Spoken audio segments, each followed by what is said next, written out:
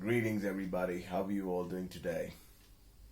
It's indeed my pleasure to welcome every one of you and also the people who are right now here with me to this amazing possibility of understanding what emotional wounds are about.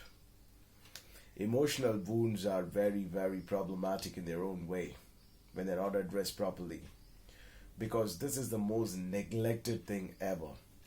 I want you to take a moment and ask yourself, have there been occasions where the people in your home have asked you, how are you feeling within every day? Have they asked you at least weekly once, how are you feeling? Have they asked you monthly once, how are you feeling?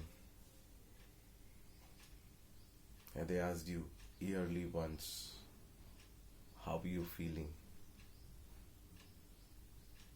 The last 10 years, the people that you know, have they asked you, how are you feeling?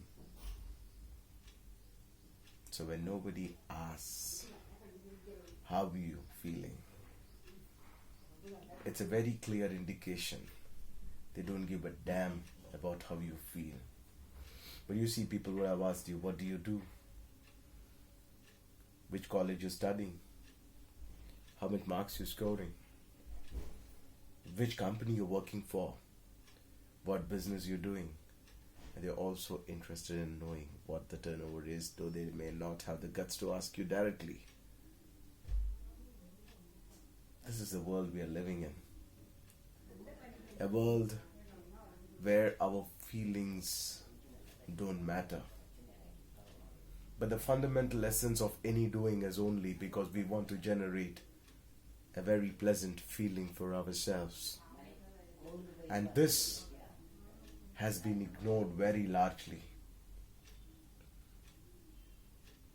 This ignorance has costed a great toll over the well-being. And you may ask me how? It's simple. Our internal states have been ruined because we have never ever asked how we are feeling. Because we generally ask those questions with the society and the family and the surroundings, the environmental structure, be it the social environmental fabric, the kind of educational environmental fabric, the professional environmental fabric. What they show us is what we inculcate.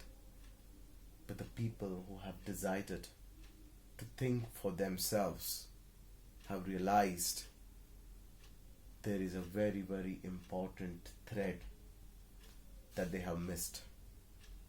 And the thread is to know how they feel for themselves.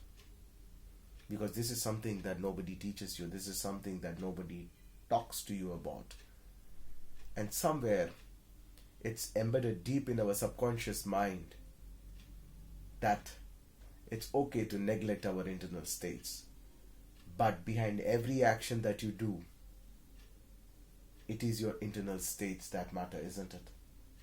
Because without a proper internal state, without you experiencing a happy state, you wouldn't be doing what you're doing.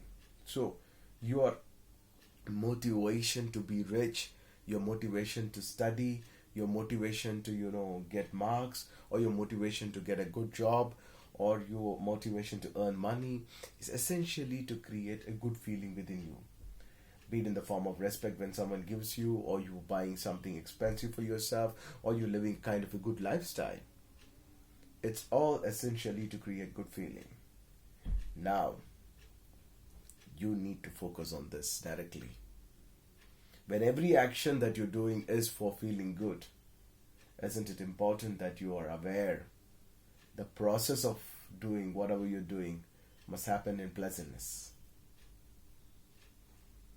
I want you to literally think about this.